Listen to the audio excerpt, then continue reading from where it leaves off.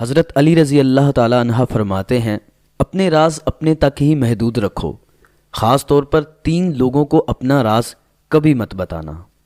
عورت کو کبھی اپنا راز مت بتانا، کیونکہ عورت کے دل اور زبان کے بیچ فاصلہ بہت کم ہوتا ہے، اس لیے وہ راز کو محفوظ رکھنا چاہے بھی تو نہیں رکھ پاتی۔ بیوقوف دوست کو کبھی اپنا راز مت بتانا، کیونکہ وہ تمہارے راز کی حفاظت نہیں کر سکتا اور وہ کبھی بھی کہیں بھی بول سکتا ہے۔